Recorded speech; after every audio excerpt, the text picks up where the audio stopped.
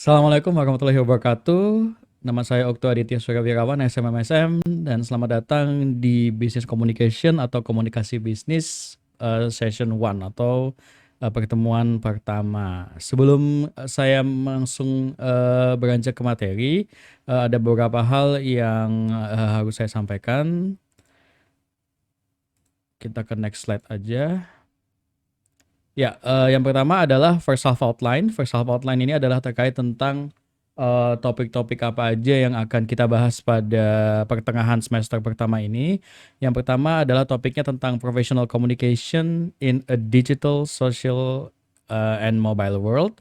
Ya, komunikasi secara profesional di era digital, di era sosial, dan di era mobile.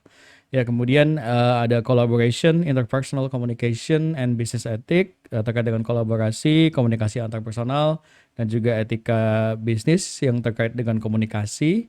Nah, kemudian ada communication challenges in a diverse global marketplace.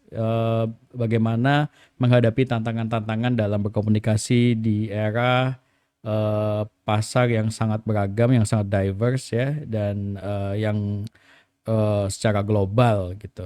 Jadi saya tidak tahu nanti Anda akan berakhir di mana setelah lulus, tetapi kalau misalnya nantinya Anda bekerja di multinational corporation terkait dengan komunikasi di tingkat global ini, saya rasa akan sangat bermanfaat sekali. Nah, kemudian berikutnya adalah terkait tentang planning, writing, dan completing business messages.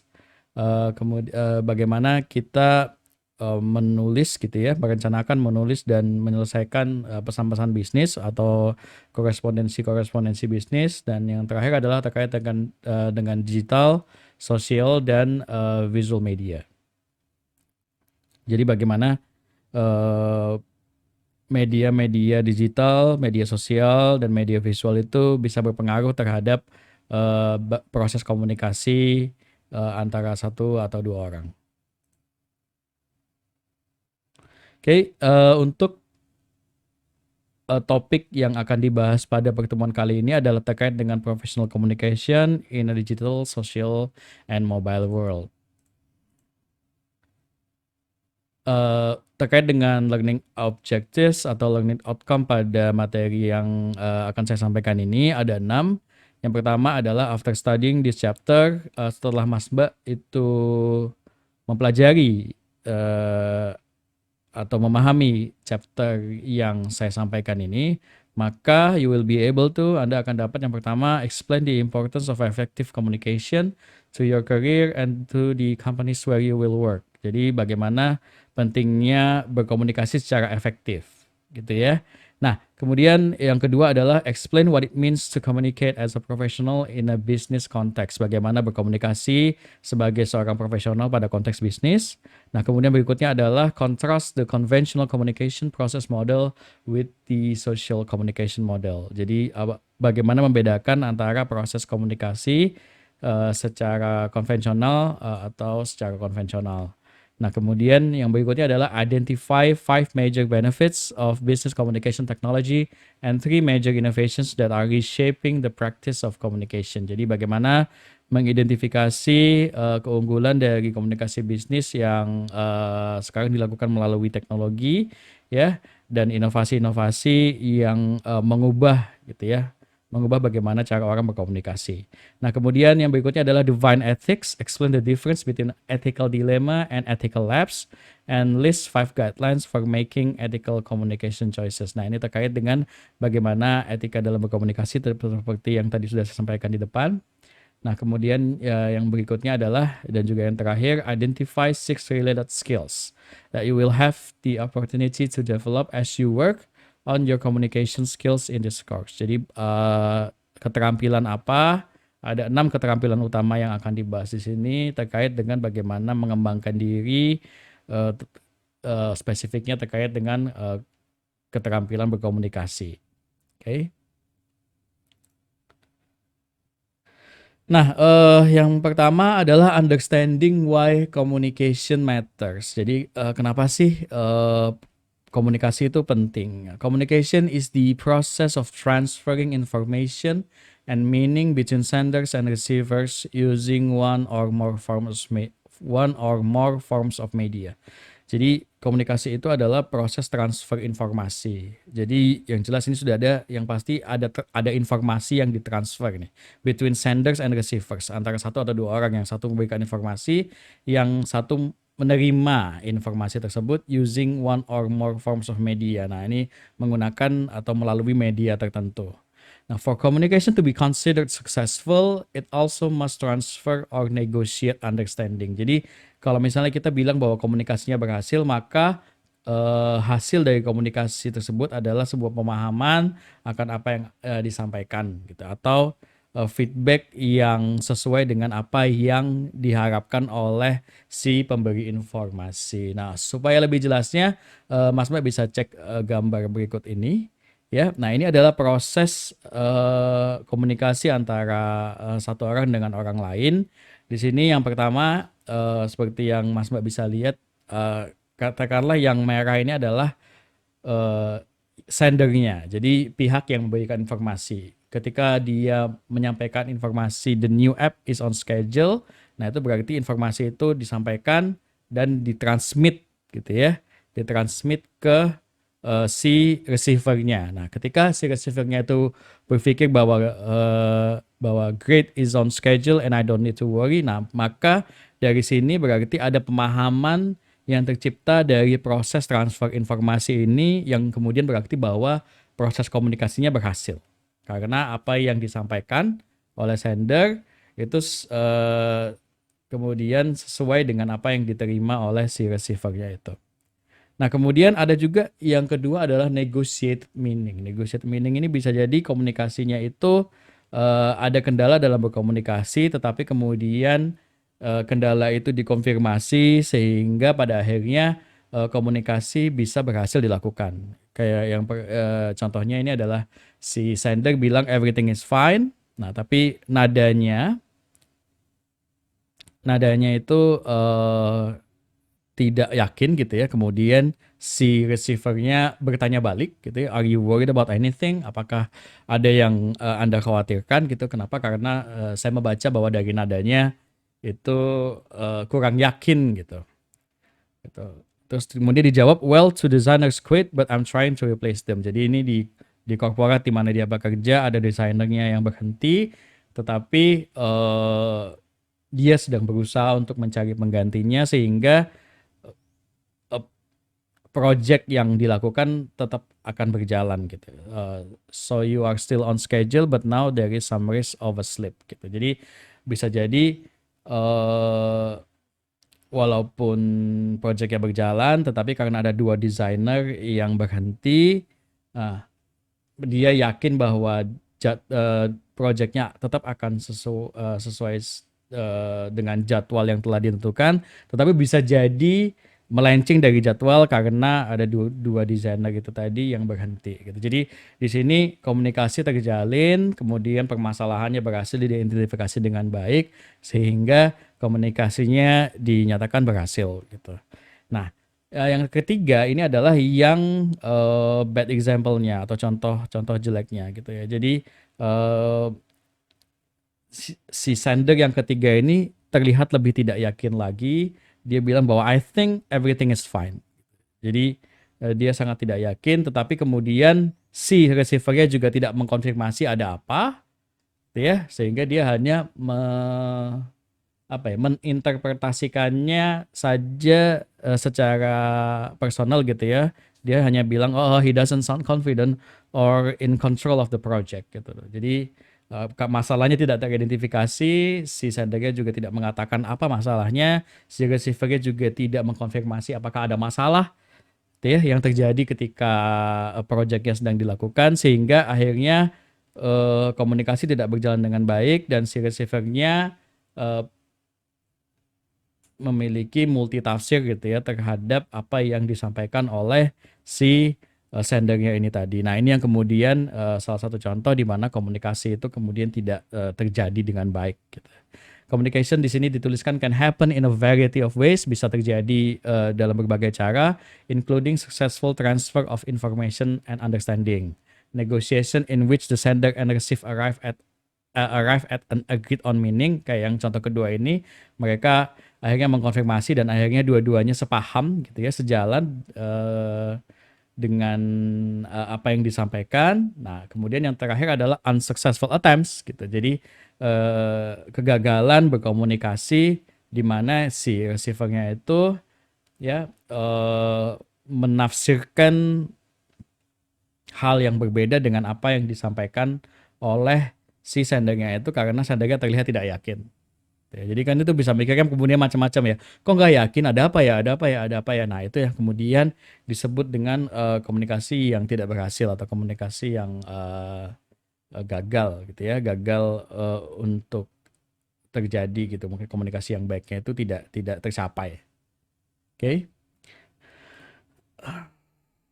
Nah, berikutnya adalah terkait dengan kenapa komunikasi itu penting untuk karir, ya.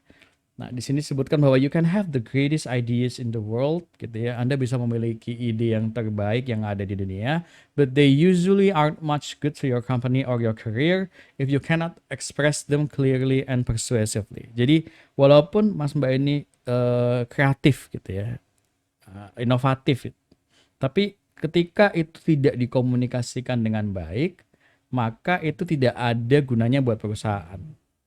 Perusahaan itu maunya kan perusahaan itu kan merekrut seseorang itu untuk menyelesaikan masalah.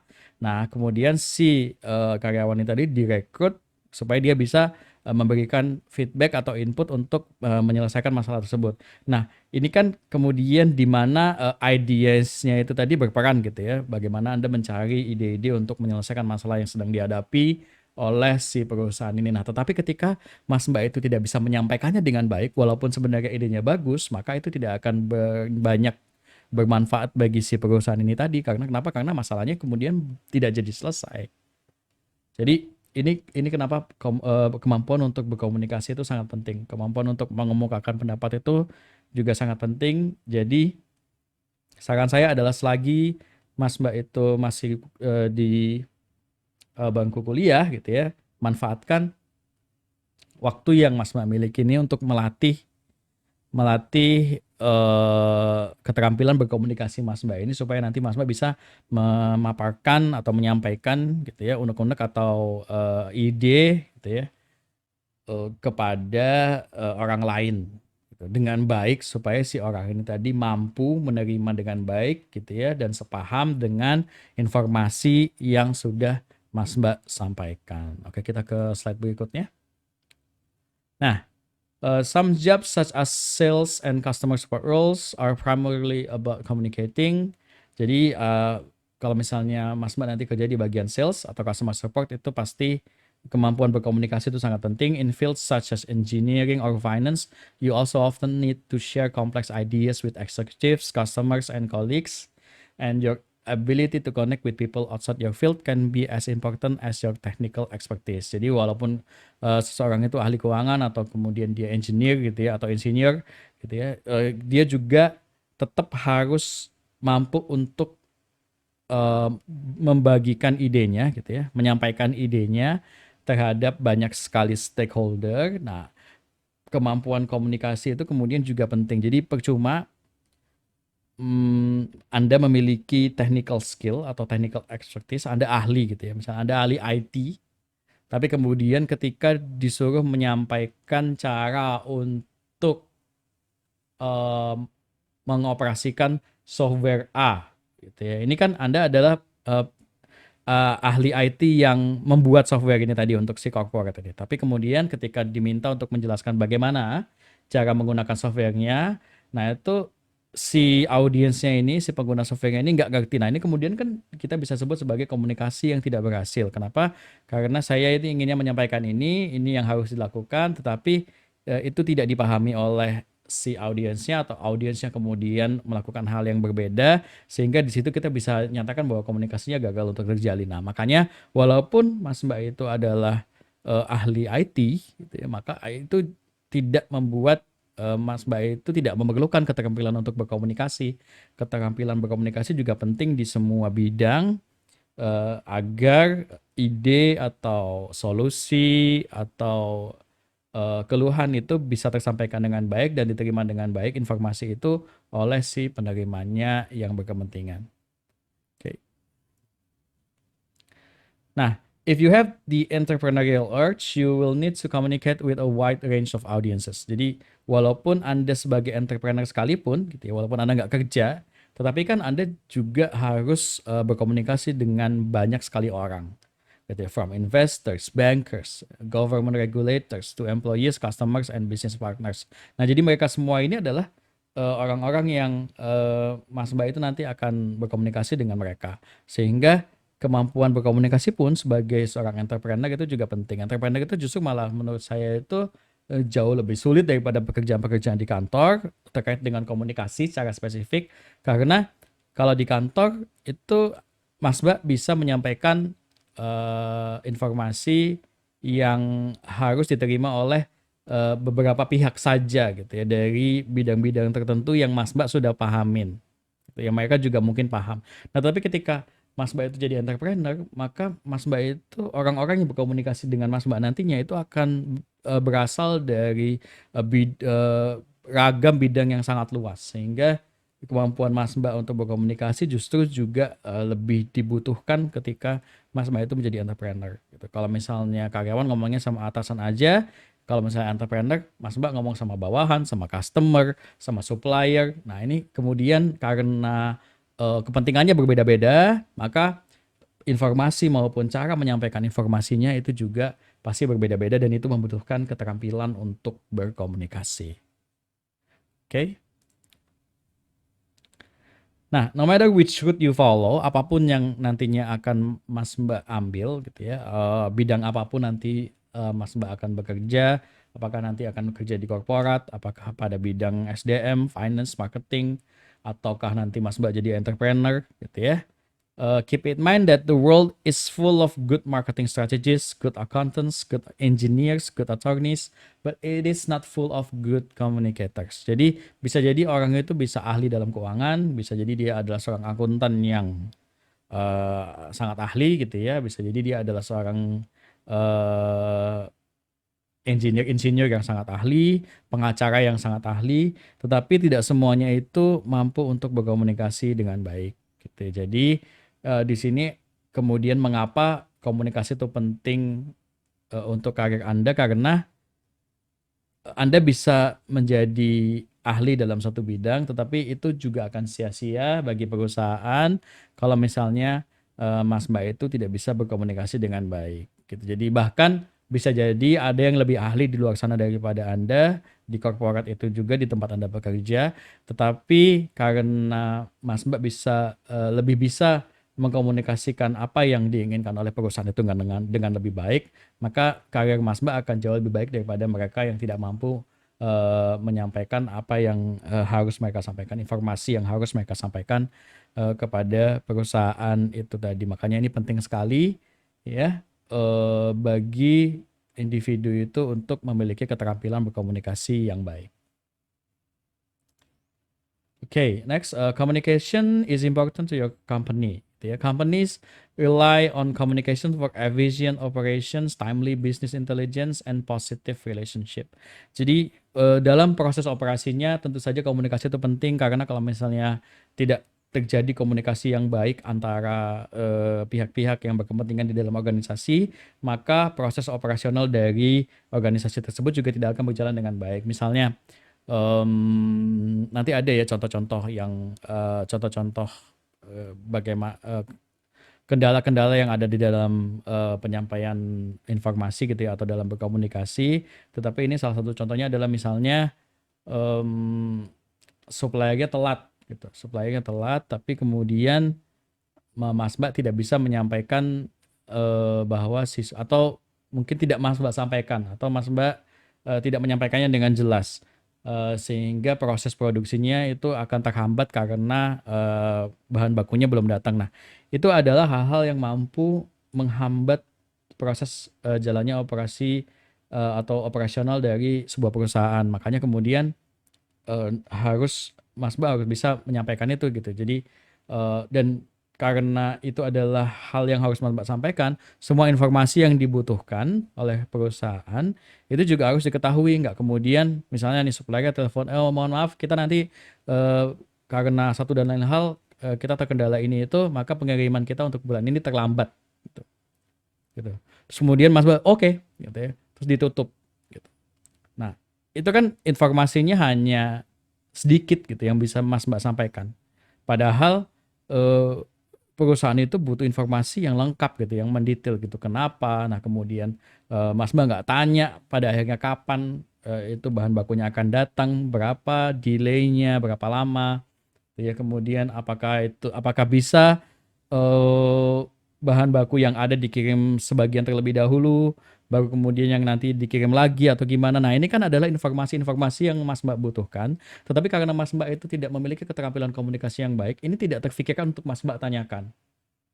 Ya, jadi detail-detail seperti ini itu sangat penting bagi perusahaan. Jadi apa informasi yang Mas Mbak miliki itu sangat penting bagi perusahaan, ya, apapun informasinya, sehingga jangan sampai nantinya ketika Mas Mbak bekerja itu ada informasi yang terlewat untuk disampaikan. Nah, sekarang permasalahannya bisa jadi bukan informasinya itu ada yang terlewat untuk disampaikan, tetapi memang Mas Mbak tidak memiliki informasi itu. Nah, sebagai orang yang memiliki keterampilan komunikasi yang baik, tentu saja materi yang disampaikan juga harus lengkap. Jadi Mas Mbak ketika ditelepon tadi harusnya cari tahu secara detail gitu, ini gimana gimana gimana, biar nanti ketika itu kemudian dikonfirmasi ke perusahaan, maka perusahaan bisa memberikan solusi yang paling baik gitu. Apakah kemudian tetap dijalankan, apakah kemudian harus buru-buru untuk sementara cari supplier tambahan supaya produksi masih bisa berjalan dan yang lain sebagainya. Nah, timely business intelligence. Timely business intelligence itu adalah terkait dengan bagaimana prospek-prospek terkait dengan proses bisnis yang memungkinkan untuk terciptanya profit bagi perusahaan itu tersampaikan kepada perusahaan. Nah, ini juga oh, sangat berpengaruh ya gitu. Komunikasi itu sangat mempengaruhi bagaimana orang bisa menyampaikan intel-intel gitu atau informasi-informasi penting terkait dengan transaksi-transaksi yang mampu memberikan profit bagi perusahaan. Nah, ini adalah yang kemudian disebut dengan timely business intelligence. Kalau misalnya Mas Mbak tidak bisa menyampaikan secara detail gitu ya, informasi apa yang sudah diperoleh terkait potensi dari sebuah transaksi yang akan menghasilkan profit bagi perusahaan, bisa jadi kemudian transaksi itu tidak akan terjadi dan perusahaan akan kehilangan potensi profit yang mereka miliki. Nah, ini juga kenapa komunikasi itu penting, keterampilan komunikasi itu bagi mereka-mereka yang bekerja di perusahaan gitu ya. And positive relationship. Ketika Mas Mbak itu tidak mampu berkomunikasi dengan baik, tentu saja tidak akan terjalin hubungan yang baik antara Mas Mbak dengan kolega Mas Mbak nantinya gitu, rekan kerja Mas Mbak nantinya, sehingga padahal di perusahaan itu hubungan yang positif antara satu kolega dengan kolega yang lain, antar kolega gitu ya, atau juga antar atasan dan bawahan itu juga sangat penting, dan itu akan ditentukan dari seberapa baik keterampilan berkomunikasi Mas Mbak gitu ya. Oke, kita bisa lanjut ke slide berikutnya kayaknya ya. What makes business communication effective? Nah, apa yang membuat komunikasi itu efektif? To make your communication efforts as effective as possible, focus on making them practical, factual, concise, clear, and persuasive. Ini akan saya jelaskan lebih detail di slide sebelumnya. Saya akan breakdown lagi, gitu ya. Nah, yang pertama adalah practical. Provide practical information. Give recipients useful information that helps them solve problems, pursue opportunities, or take other actions. Nah, ini. Gitu ya. Jadi informasi yang Mas Mbak miliki itu harus praktikal, harus praktis. Nah, informasi yang praktikal itu bagaimana? Informasi yang bermanfaat gitu. Kalau misalnya tadi di supplier telepon terus bilang kemudian kita nggak bisa kirim bahan bakunya bulan ini, gitu. Terus kemudian Anda jawab oke, Anda tutup, maka informasinya itu tidak berguna gitu. It's not entirely useful. Itu tidak sepenuhnya berguna. Kenapa? Karena ya terus gimana, kita mau ngapain gitu. Nanti kemudian pertanyaannya akan dikembalikan ke Mas Mbak nanti di perusahaan gitu. Lah terus so what gitu. Then how? Terus gimana nih kita sekarang?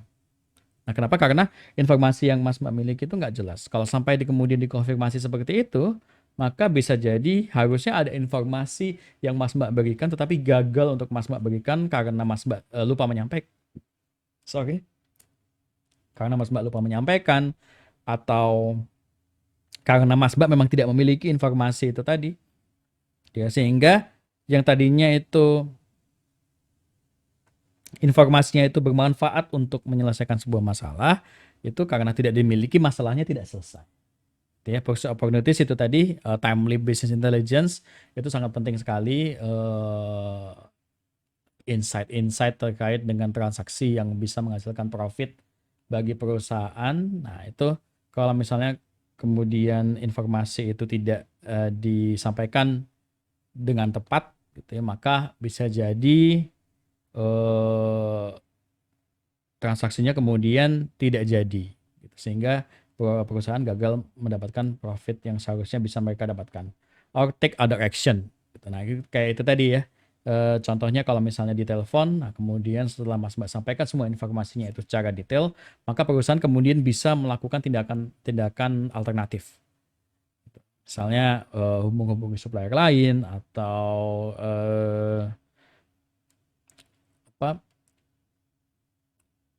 atau tetap menjalankan project sesuai schedule karena bisa di manage gitu ya, keterlambatannya itu tadi antara supplier dengan pihak produksinya dan lain sebagainya. Nah, itu adalah yang pertama. Informasi itu harus praktikal. Praktikal itu berarti yang Anda sampaikan itu berguna gitu. Misalnya contoh kalau di kuliah itu misalnya gini. Eh teman Mas Mbak ada yang nggak masuk. Kemudian dosennya ngumumin kalau misalnya minggu depan perkuliahannya diganti ke hari lain gitu ya. Nah, kemudian yang Mas Mbak sampaikan ke teman Mas Mbak itu hanyalah, oh, minggu depan kuliahnya kosong, that's it. Nah, ini kan kemudian komunikasi itu terjadi, tapi kemudian komunikasi itu tidak terjadi secara efektif karena informasi yang Anda sampaikan itu tidak lengkap. Sehingga pada akhirnya informasi yang harusnya diterima oleh receivernya itu juga menjadi tidak lengkap, sehingga eh, kalaupun ada masalah yang terjadi, masalah itu tidak terselesaikan gitu. Masalahnya kan adalah, oh kosong, terus gimana gitu ya. Terus apakah kemudian diganti, apakah kemudian dibiarkan kosong begitu saja. Nah, ini kan adalah informasi-informasi yang harusnya secara lengkap bisa diberikan. Jadi kalau misalnya ngasih informasi ya harus lengkap gitu. Oh, minggu depan kata dosennya itu kuliahnya kosong, kemudian diganti hari lain. Ini kan adalah penyampaian informasi yang efektif gitu, karena informasinya tidak disampaikan setengah-setengah gitu, langsung disampaikan secara mendetail, sehingga informasi yang diterima oleh si receivernya itu akan menjadi sebuah informasi yang berguna bagi apapun gitu. Masalahnya adalah terus kemudian gimana kuliahnya. Nah, kalau misalnya masalahnya tidak terjawab, berarti kan komunikasinya tidak berhasil terjadi. Nah, tetapi karena Mas Bob menyampaikannya secara lengkap, maka tidak akan ada masalah yang terjadi gitu. Tidak akan kemudian si receivernya ini balik bertanya, loh terus gimana? Gitu. Kalau misalnya pertanyaan itu biasanya muncul, itu berarti informasi yang disampaikan biasanya kurang lengkap. Gitu. Karena kalau kalau misalnya informasi yang Mas Mbak sampaikan itu lengkap kepada receiver, maka kemungkinan besar tidak ada pertanyaan-pertanyaan seperti itu yang disampaikan oleh si receivernya. Atau memang gitu ya, Mas Mbak itu kecuali Mas Mbak itu memang ingin menyampaikannya itu setengah-setengah supaya untuk memancing si receivernya ini untuk mengkonfirmasi. Nah, ini adalah dua hal yang berbeda. Gitu ya, kalau misalnya dalam workshop atau ketika presentasi itu terkadang kita berusaha untuk tidak menyampaikan seluruh informasi yang kita miliki secara detail supaya audiensnya ini tergerak untuk mengkonfirmasi gitu, apakah benar memang seperti ini. Nah, tetapi untuk informasi-informasi seperti ini harusnya disampaikan secara lengkap sehingga tidak timbul pertanyaan atau tidak timbul penafsiran secara individu dari si receivernya itu tadi. Nah, berikutnya adalah factual.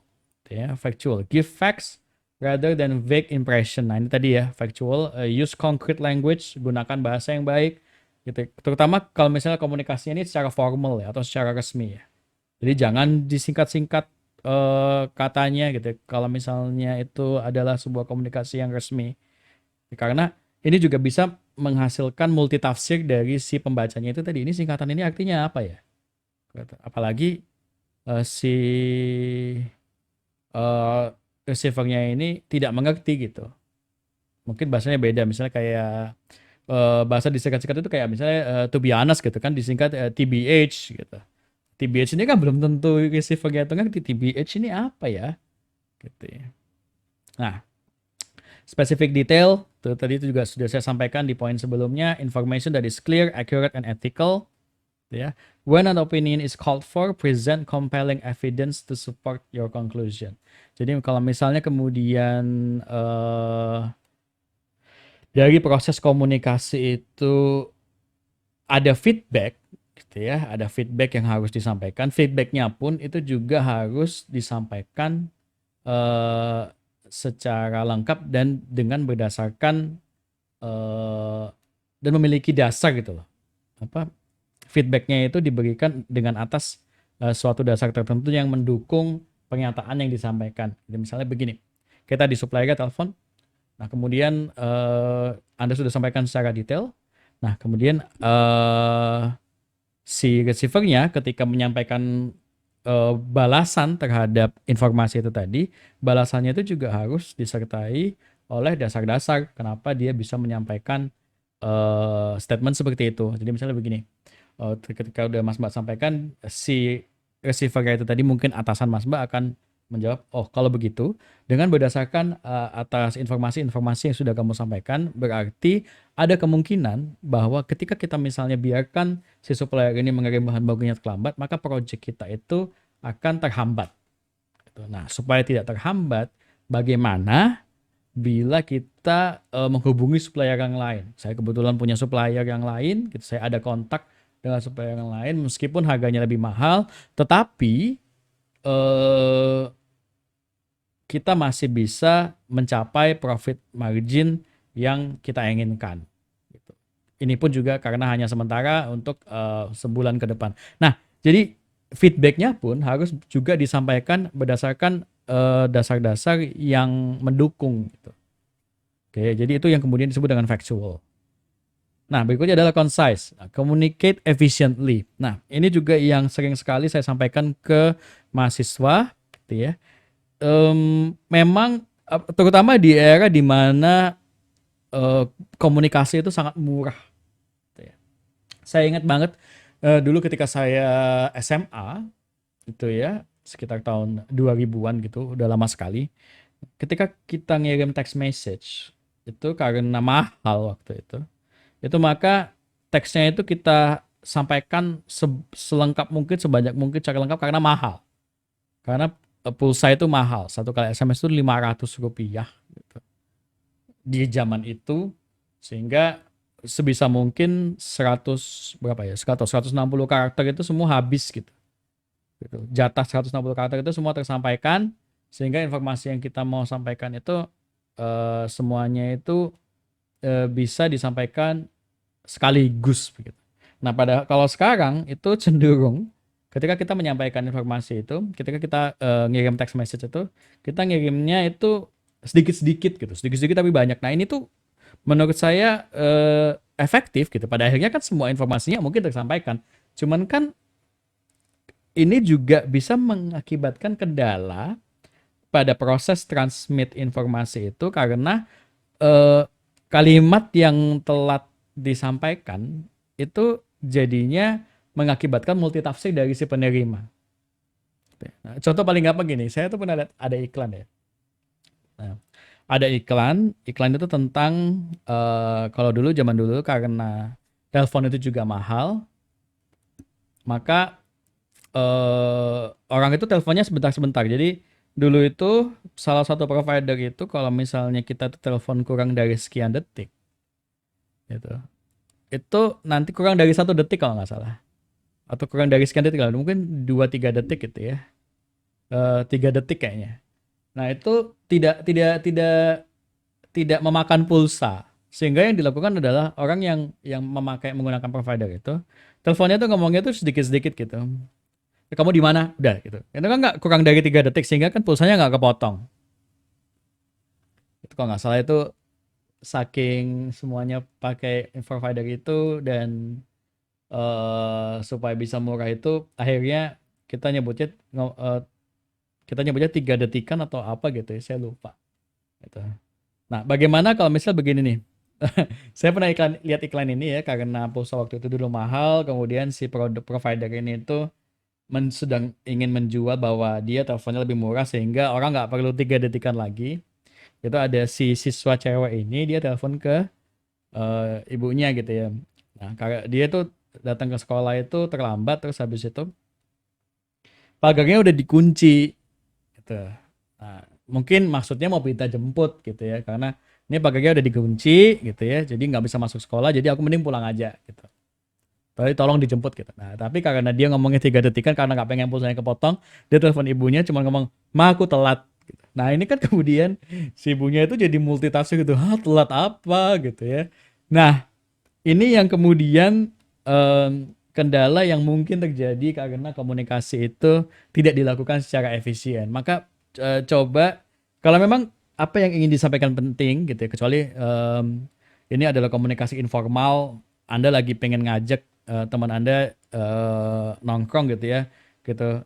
Itu boleh gitu, misalnya cuman kayak nanya, lagi apa, nganggur nggak gitu. Nggak secara lengkap gitu. Terus kemudian, ya ini aku nganggur, oh nongkrong yuk di Fore misalnya. Nah, itu tidak masalah gitu karena ini informasi yang ingin disampaikan, informasi bahwa saya pengen ngajak Anda nongkrong, ini bukan suatu hal yang penting untuk disampaikan secara sekaligus. Gitu. Nah, tetapi ketika ini terkait dengan informasi-informasi yang harusnya disampaikan, informasi penting yang harus disampaikan, jangan setengah-setengah karena itu akan menimbulkan multitafsir dan bahkan bisa menimbulkan respons yang negatif. Gitu ya. Concise message show respect to people's time. Ini kan jadi kan kita harus ngelihat terus gitu. Padahal bisa jadi orang yang Anda ajak ngomong ini nggak punya waktu banyak, kayak misalnya mahasiswa ngajak ngomong dosen. Dosen itu sebenarnya eh dosen itu apalagi kalau dosen yang bisa Anda temui di kampus itu tuh jujurly ya. Itu banyak banget loh Mas Mbak kerjanya. Jadi nanti misalnya Mas Mbak itu bimbingan, itu jangan, ini saya sering banget nih dengar dosen-dosen itu mengeluh gitu ya yang sudah bimbing. Itu kalau mahasiswa itu ngajak komunikasinya itu sedikit-sedikit gitu. Jadi kayak misalnya gini, "Pak, apakah saya bisa bertemu Bapak pukul segini segini segini?" Nah, satu, belum tentu dosen nge-save nomor Anda, jadi belum tentu dosen itu tahu Anda itu bimbingannya. Nah, kemudian yang kedua, belum tentu si dosen itu juga punya inisiatif untuk cari tahu dari chat di atasnya bahwa Anda adalah mahasiswa bimbingannya tanpa mengetahui itu nomor Anda, gitu ya, karena nggak di-save gitu. Kalau nggak di-save kan saya kan juga sekarang karena WhatsApp itu juga biasanya orang itu suka ada namanya, jadi kadang-kadang itu supaya nggak memenuhi phone book gitu ya, itu eh, saya nggak save gitu, cuman saya lihat ini namanya siapa atau saya lihat chat atasnya siapa. Nah, itu untuk cari tahu. Nah, tapi nggak semua orang melakukan itu. Nah, ini kan kemudian dosennya ini kan jadi nggak ngerti loh. Apa urusannya Anda nanya besok apakah saya bisa ditemui apa enggak? Anda ini mau ngapain? Mau nawarin barang? Mau ngajak jalan atau apa gitu kan ya. Nah, makanya kemudian sampaikan informasinya secara lengkap gitu, "Pak, saya A, mahasiswa bimbingan Bapak ini, gitu ya. Sekarang ingin konsultasi terkait dengan pendahuluan bab 1 misalnya. Apakah Bapak available di kampus pukul segini?" gitu. Nah, jadi harus lengkap. Nah, dengan begitu maka waktu dosennya itu nggak terbuang hanya untuk ngelihat Anda, hanya untuk membalas chat Anda yang sedikit-sedikit itu tadi. Ya. Justru malah biasanya kalau misalnya ada yang SMS, ada yang WhatsApp misalnya, kalau kita kan pasti kan komunikasi utamanya lewat WhatsApp sekarang ya. Ada yang WhatsAppnya itu cuman sebaris doang gitu, nggak lengkap gitu. Itu tuh nggak dibalas sama dosennya, cuma dibaca doang. Nah itu sering terjadi, saya dengar bahwa ya udah ya nggak jelas, ya nggak usah dibahas gitu. Ngapain saya kemudian harus, ya saya ada. Terus kenapa kemudian ada sampaikan lagi pesannya, itu kan si orang yang menerima pesannya kan harus berulang-ulang ngecek HP-nya hanya untuk membalas message Anda yang sedikit-sedikit gitu. Jadi show respect for people time gitu ya. Apalagi itu orang yang penting. Gitu ya. Oke, next ya, clarify expectation and responsibilities ya. Craft message to generate a specific response from readers. Jadi eh feedback yang diinginkan apa nih? Mas Mbak kan kalau misalnya mau berkomunikasi dengan orang, itu pasti kan ada tujuannya kan. Ada sesuatu yang ingin diperoleh gitu misalnya. Kayak tadi, eh Mas Mbak itu pengen bimbingan ke dosen.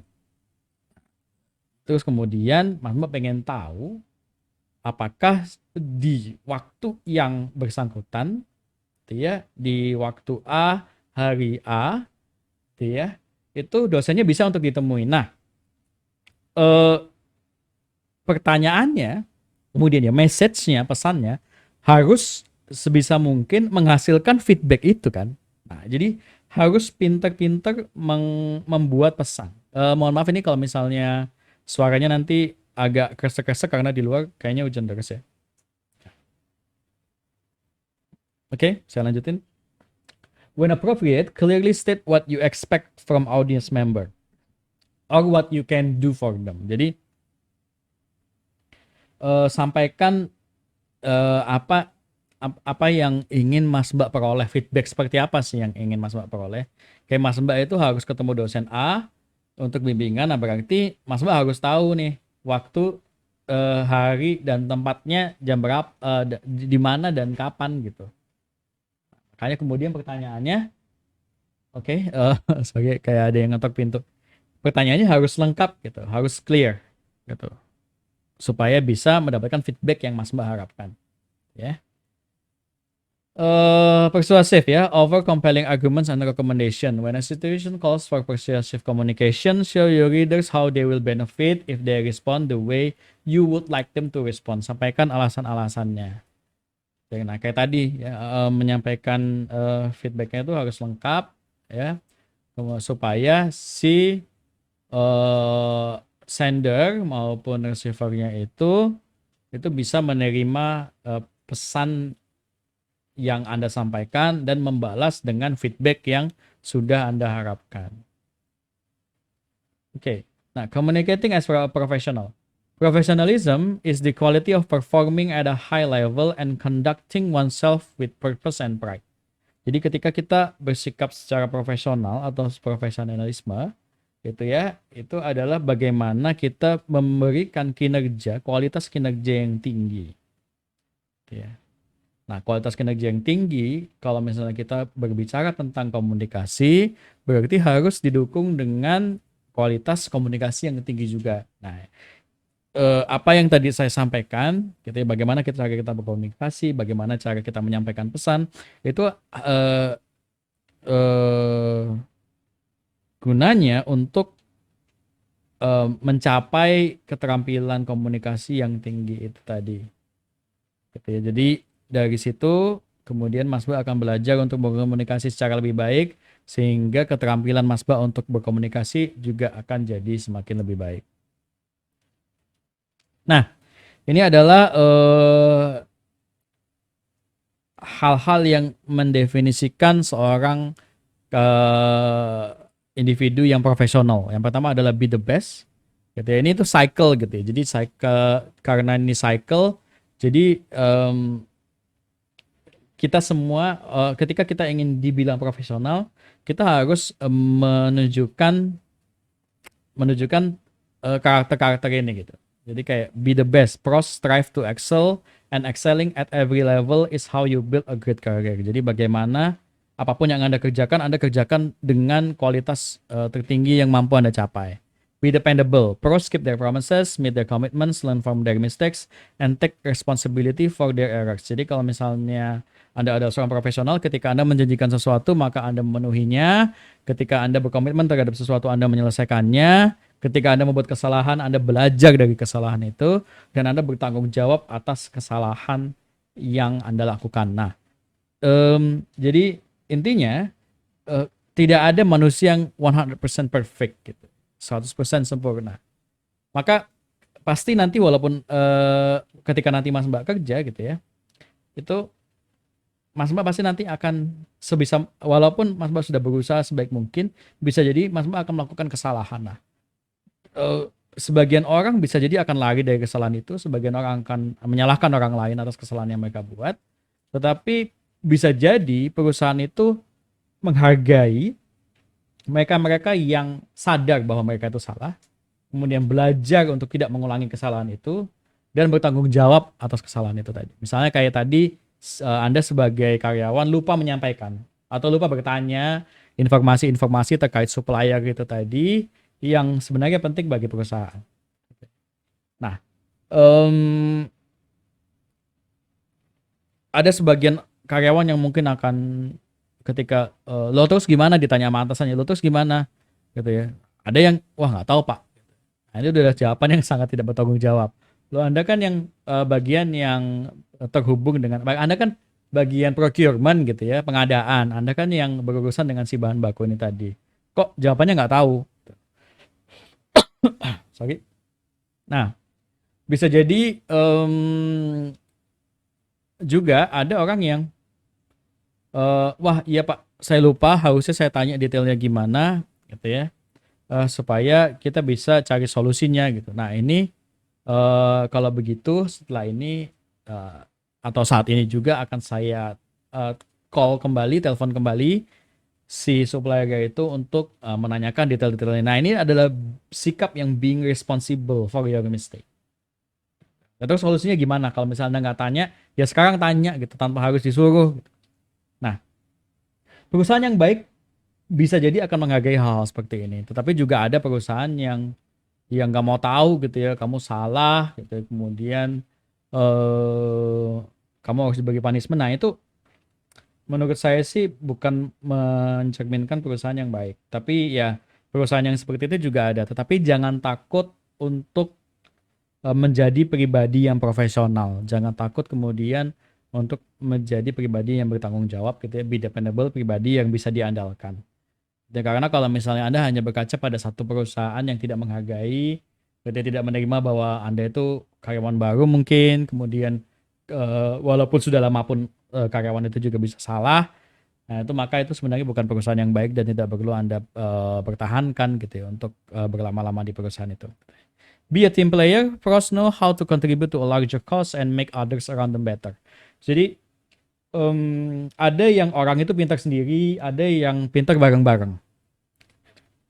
Nah, permasalahannya adalah ketika orang itu pintar sendiri, maka yang dia tingkatkan itu hanyalah kualitas dirinya sendiri. Nah, jadi ketika orang itu team player, maka yang dia tingkatkan adalah kualitas dirinya, orang-orang yang ada di sekitarnya, kemudian meluas dan ke departemennya, sehingga nantinya akan membuat sebuah kayak snowball effect di mana semua orang akan juga menjadi semakin pintar sehingga perusahaannya juga akan menjadi semakin baik gitu. Nah, ini adalah be a team player.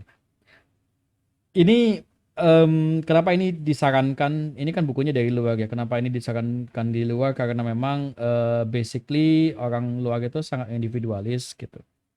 Nah, tetapi tidak menutup kemungkinan orang-orang yang individualis juga ada di Indonesia.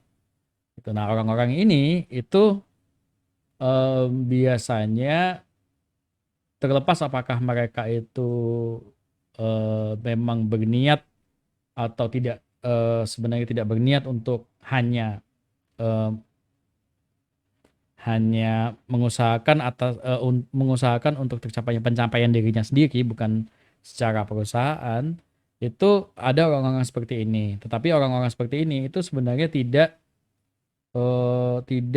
terlalu disukai oleh perusahaan. Kenapa? Karena ya pada akhirnya perusahaan nanti akan bergantung pada dia karena cuma dia yang bisa gitu ya. Kemudian akhirnya kalau dia tiba-tiba pergi, dia tiba-tiba sakit, dia tiba-tiba nggak masuk, tidak ada yang bisa melakukan pekerjaan yang dilakukan. Nah, itu yang kemudian akan menghasilkan kendala bagi perusahaan. Makanya perusahaan lebih suka orang yang bisa teamwork. Kenapa? Karena ketika orang itu bisa teamwork, maka dia itu tidak hanya berusaha untuk kepentingannya diri sendiri, tetapi berusaha juga untuk kepentingan orang lain dan kepentingan departemennya gitu, untuk kepentingan bidang tempat dia bekerja, sehingga eh, tercipta sebuah apa ya, sebuah ekosistem kerja yang baik sehingga apapun kendala yang mungkin terjadi ketika di departemennya itu bisa diselesaikan bersama-sama. Be respectful, ini saya rasa nggak usah saya jelaskan terlalu detail ya. Be positive dan be ethical. Nah ini adalah terkait dengan bagaimana being professional at work. Gitu. Anda harus bisa mencerminkan hal-hal ini. You have to be able to reflect this kind of trait. Gitu.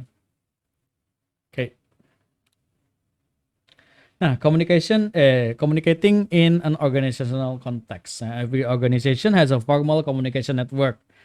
In which ideas and information flow along the lines of command. Ya, ada di sini disebutkan ya ada di hierarchical levels gitu. Jadi ada level hierarki informasi. Nah, ini di slide selanjutnya supaya lebih jelas ya akan dijelaskan di gambar ini bahwa komunikasi itu berjalan dengan arah yang spesifik gitu di perusahaan itu.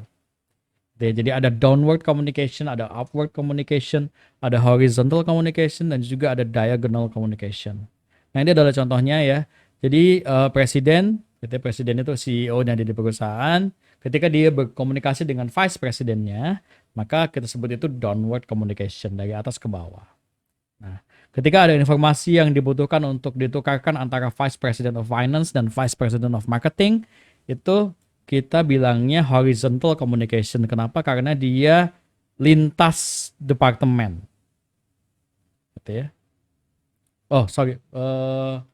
Ya benar. Horizontal communication lintas departemen pada hierarki yang sama-sama vice president kan.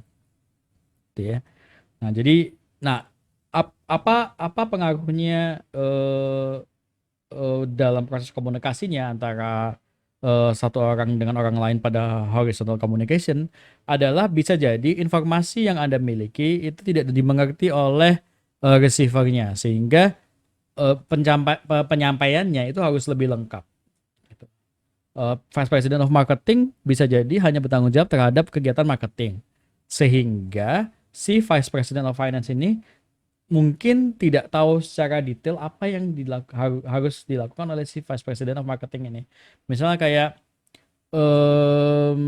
kebijakan terkait dengan promosi misalnya. Ya, karena dia Vice President pasti kan ini ranahnya sudah kebijakan ya, bukan sifatnya yang pekerjaan gitu ya, tapi langsung ke policy gitu ya, penentuan kebijakan. Nah, si Vice President of Finance-nya tentu tidak paham terkait dengan kebijakan-kebijakan marketing dan alasan dibalik kenapa si Vice President ini membuat kebijakan tersebut. Makanya kemudian ketika ada informasi yang harus disampaikan, informasinya harus mendetail sehingga orang yang bukan dari departemen yang sama pun mampu mengerti informasi yang ingin Anda sampaikan. Ya. Nah, upward communication udah jelas kalau misalnya dari atas ke bawah itu downward, kalau misalnya dari bawah ke atas gitu kita sebut dengan upward. Gitu ya. Bahasa komunikasinya pun juga akan berbeda, cara mereply-nya pun juga akan berbeda, cara membalasnya. Gitu ya. Nah, diagonal communication, nah itu adalah ketika si sender, gitu ya, orang yang memberikan informasinya itu menyampaikan informasi pada lintas level dan lintas departemen. Itu kemudian disebut sebagai diagonal communication. Bedanya apa? Kalau misalnya dari atas ke bawah, ya bedanya adalah ada informasi yang harus disampaikan juga, informasi tambahan. Kenapa? Karena ini lintas departemen. Orang yang saya ajak bicara belum tentu mengerti apa yang departemen saya lakukan. Sama juga dari bawah ke atas, gitu ya. Informasi yang saya harus sampaikan juga harus lebih mendetail. Kenapa? Karena orang yang saya ajak komunikasi ini adalah atasan, cara komunikasinya juga sudah berbeda, dan dia pun belum tahu, mungkin tidak tahu dengan detail pekerjaan seperti apa yang saya lakukan, sehingga informasi yang saya sampaikan harus lebih lengkap. Oke. Nah, barriers in the communication environment, dalam lingkungan di mana terjadi sebuah komunikasi juga ada barrier atau penghalang gitu ya. Communication barriers can block or distort message before they reach the intended audience. Jadi bisa jadi informasi yang disampaikan tidak tersampaikan dengan baik karena ada halangan-halangan ini, ada barriersnya.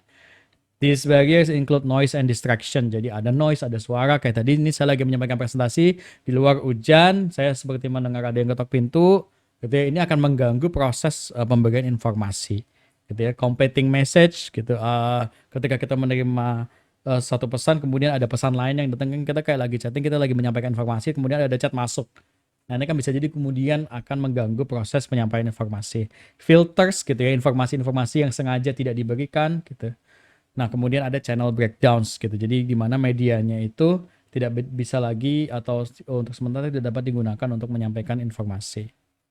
Gitu ya. Jadi ini ada halangan-halangan yang mungkin muncul dalam proses berkomunikasi. Mohon maaf ini saya cepat supaya kita waktunya tidak terlalu lama ya.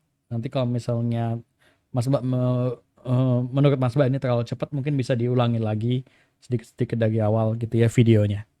Nah, kita beranjak ke topik selanjutnya, using technology to improve communication. Nah, making communication more effective by helping people craft messages that convey their ideas more clearly and persuasively. Ini adalah salah satu manfaat dari adanya teknologi. Teknologi itu membuat komunikasi lebih efektif, gitu ya. Karena orang bisa kemudian lebih bisa membuat pesan yang lebih bisa menjabarkan ide yang orang miliki dan bisa disampaikan dengan baik. Mungkin dari media video, mungkin kalau misalnya dari teks aja kita tidak bisa meyakinkan seseorang itu karena kan teks itu kan nggak ada emosinya ya. Makanya kemudian ada emoji, gitu ya. Nah, emoji ini juga mungkin adalah salah satu alat ketika ketika itu ketika itu bisa diterima oleh receiver ya, alat untuk menyampaikan ide dengan lebih baik kan. Kenapa? Karena emoji itu bisa memberikan emosi pada pesan yang Anda sampaikan gitu. Ini adalah salah satu contohnya sehingga komunikasi itu bisa berjalan dengan lebih efektif gitu. Misalnya kayak saya menyampaikan saya marah gitu ya dengan kalimat gitu. Itu kan tidak bisa dulu gitu ya. Kan karena teks itu nggak ada emosinya gitu kan. Kita kan nggak tahu nih orang ini ngechat kita lagi marah atau lagi sedih atau lagi bahagia, kan kita nggak tahu. Nah, emoji itu kan kemudian ketika diakhiri dengan emoji, kita bisa tahu bahwa oh, orang ini tuh lagi marah, orang ini tuh lagi sedih, oh, orang ini lagi sarkasme gitu ya. Nah, itu kan kita bisa pahamin. Nah, teknologi make communication more efficient by reducing the time and effort needed to create, transmit, and consume message. Jadi kalau dulu awalnya kalau misalnya kita harus ngomong panjang, kita SMS yang panjang gitu ya. Sehingga harus dibaca, SMS itu bisa sampai 3 SMS kita ngomong ke orang, kemudian ada mohon maaf, ada aplikasi messaging gitu, mulai dari apa ya, Yahoo Messenger dulu, kemudian ada saya lupa ya yang zaman-zaman dulu itu aplikasi messagingnya itu apa. Kemudian kita mengarah ke BBM ya, kemudian ada Line, KakaoTalk, WhatsApp yang sekarang kita banyak gunakan. Nah, itu kan mengurangi waktu dan upaya yang kita butuhkan untuk menyampaikan pesan gitu ya. Kalau misalnya kita mau telepon orang dulu kita harus ke telepon umum atau dulu ada telepon kartu, kalau Mas mungkin nggak tahu ya. Jadi dulu ada kayak telepon umum gitu. Kalau kalau dulu kan zaman saya dulu telepon umum pakai koin gitu, koin 1.000. Kita bisa telepon selama beberapa menit gitu ke orang. Nah, habis itu ada telepon kartu. Itu juga sama kayak telepon umum, cuman kita harus beli kayak prepaid card gitu. Nah, nanti begitu kita selesai ngomong ada kayak kayak dipotong gitu. Jadi mesinnya motong kartunya gitu, motong kecil. Nah, itu berarti kuota telepon Anda tinggal sekian menit gitu. Karena kalau misalnya habis, jadi biasanya di klipnya itu di bagian terakhir di bagian kanan sendiri menandakan bahwa ini prepaid cardnya ini udah nggak ada lagi saldonya gitu buat telepon. Gitu ya. Nah, itu susah gitu ya. Zaman dulu orang pakai merpati segala macam, pakai surat, lama nyampainya. Sekarang kita bisa kirim melalui email.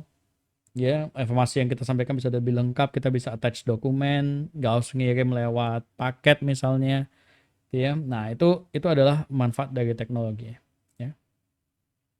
Teknologi improving research to help communicators discover, process, and apply information gitu. Jadi riset terhadap dasar-dasar yang bisa mendukung informasi yang ingin Anda sampaikan juga bisa dilakukan dengan jauh lebih efisien karena ada teknologi. Kalau misalnya dulu orang kalau misalnya mau survei konsumen misalnya, Nah, itu kan harus turun ke jalan nanya ke orang satu-satu gitu ya. Nah, sekarang ada kayak Google Form yang bisa Anda bagikan secara online sehingga Anda nggak perlu ke jalan-jalan untuk mencari informasi yang ingin Anda peroleh dari konsumen gitu atau random individual gitu, orang-orang secara random gitu. Mungkin feedback terkait produk gitu secara umum, feedback terkait produk A gitu. Nah, itu kadang-kadang orang itu tanyanya itu ke mereka-mereka yang di perusahaan naruh orang di supermarket gitu misalnya. Mereka akan berdiri di depan kasir tiap kali ada orang beli produknya, nanti mereka akan tanya karena kan oh ini berarti si pengguna dari produk saya akan tanyakan beberapa hal terkait dengan produk yang kita keluarkan di market ini kepada penggunanya gitu. Nah, kalau sekarang kan tidak perlu gitu karena bisa jadi em, eh, survei itu dibagikan secara online sehingga nggak perlu ada orang-orang yang harus turun ke jalan untuk nanyain responden satu-satu, kemudian datanya itu juga harus ditabulasi kembali secara digital, kemudian dianalisa hasil statistiknya dan lain-lain. Nah, itu semua dipermudah dengan adanya teknologi. Assisting communicators with decision making by guiding them through complex sets of data. Jadi kalau misalnya mengambil keputusan itu juga bisa dengan jauh lebih baik karena data-data itu mudah diperoleh. Data-data yang kompleks ini tadi itu mudah diperoleh, lebih cepat diperolehnya, lebih mudah gitu ya. Removing communication barriers so more people can participate in the communication process more easily. Nah, ini kayak contohnya workshop ya, webinar. Ini adalah contoh bagaimana teknologi itu membantu komunikasi. Biasanya untuk mengadakan webinar secara nasional itu kita harus menyediakan tempat ya, kemudian kita harus kirimkan poster atau pamfletnya ke kampus-kampus lain misalnya. Jadi kalau misalnya kita di kampus kita mau ngadain seminar terkait seminar nasional terkait artikel jurnal gitu misalnya ya atau proceeding kita sebutnya.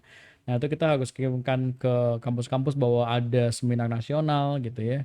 Orang bisa submit proceedingnya itu melalui email yang ada di posternya gitu ya.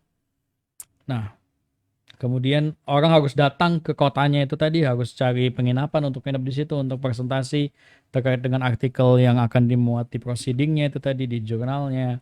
Nah, kalau sekarang itu ini semua bisa dilakukan secara online, submitnya secara online, informasi kita sampaikan secara online melalui sosial media, promosinya gitu ya melalui WhatsApp group gitu ya atau melalui aliansi-aliansi profesi gitu sehingga walaupun acaranya di Aceh misalnya ya, kita yang di Jawa ini juga bisa ikut tanpa harus pergi ke sana. Nah, ini adalah barrier gitu yang tadinya itu adalah kendala atau halangan gitu ya, atau hambatan yang sebelumnya ada yang menjadi tidak ada karena adanya teknologi gitu.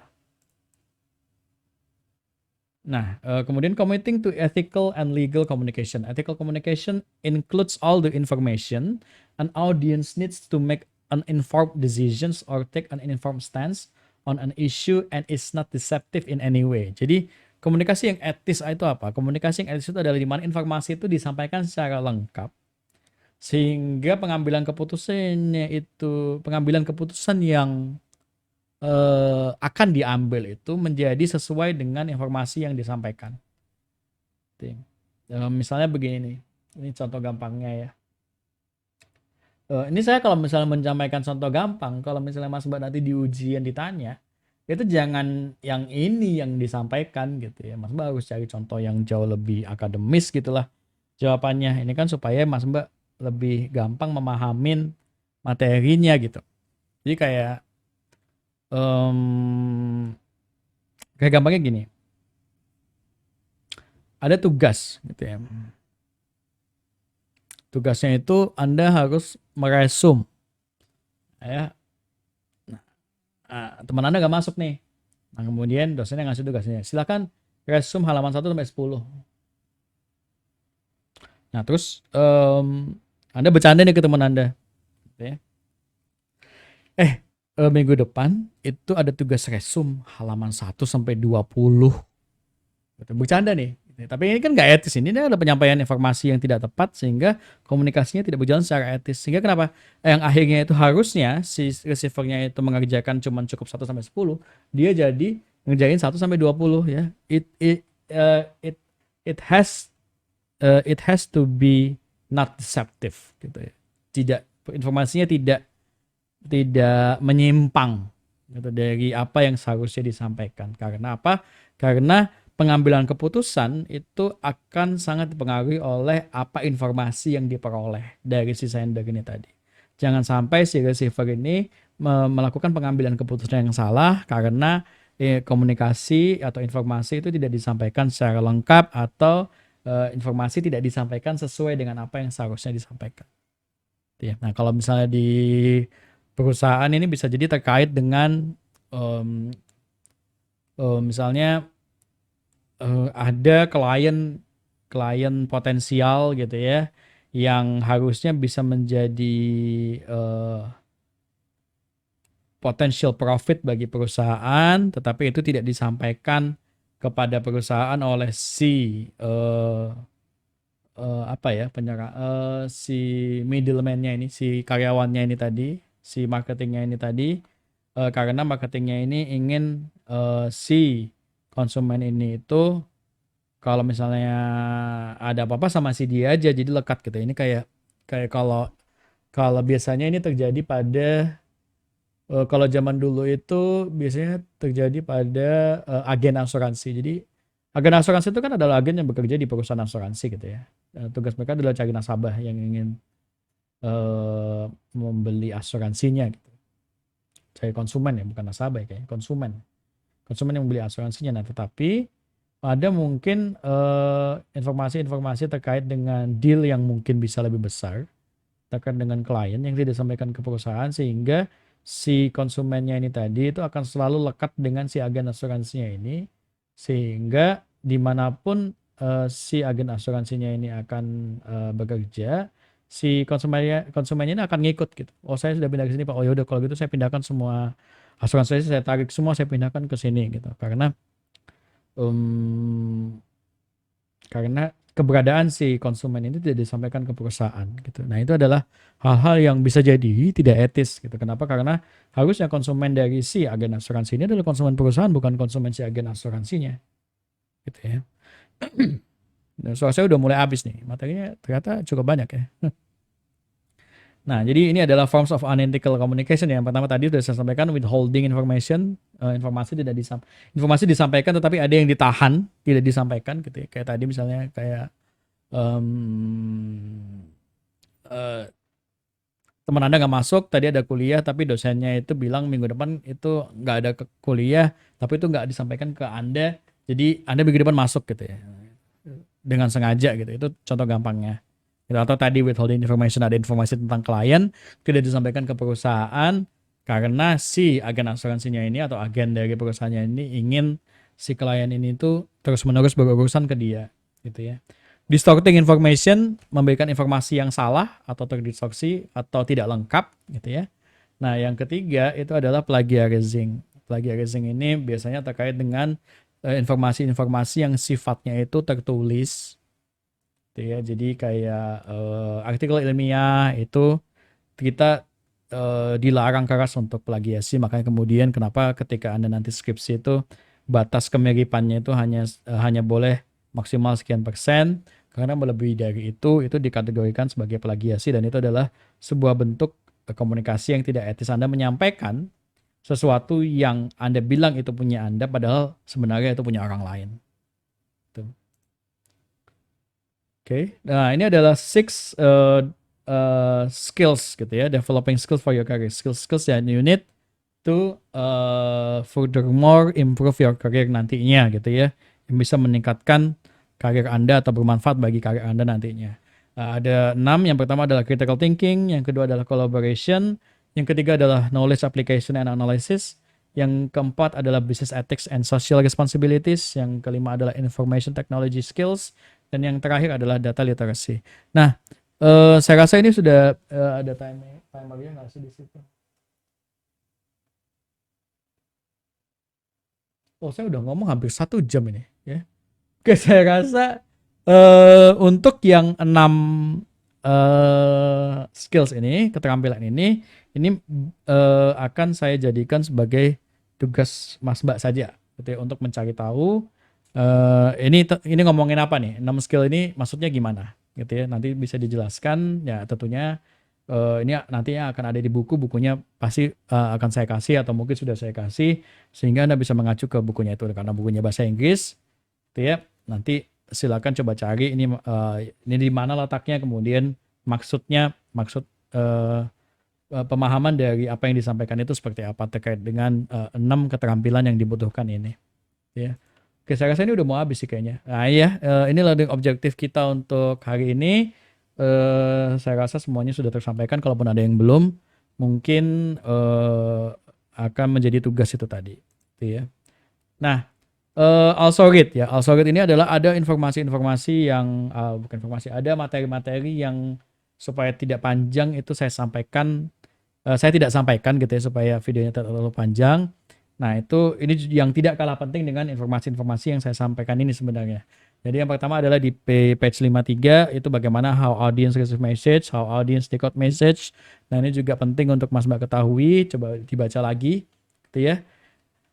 Kemudian how audience response to message page 54, page 54 gitu ya. Nah, kemudian ada the spectrum of contemporary communication technology. Ini juga sangat bagus sekali materinya, tetapi karena sangat panjang maka tidak saya sampaikan juga di penyampaian materi ini. Jadi tolong silakan dibaca kembali. Semuanya ada di buku.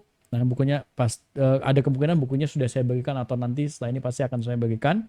Ya, kemungkinan melalui Spada linknya atau kalau nggak ada lewat Spada ya lewat WhatsApp. Nah, itu silakan dibuka dan dibaca juga di situ. Nah, ini bukunya versi bahasa Inggris dari Business Communication Buventil. Nah, saya nggak tahu di Perpus itu ada apa nggak bukunya Buventil ya. Saya juga nggak tahu di Perpus adanya edisi berapa. Ini edisi terbaru yang saya gunakan untuk buat materi untuk kelas ini.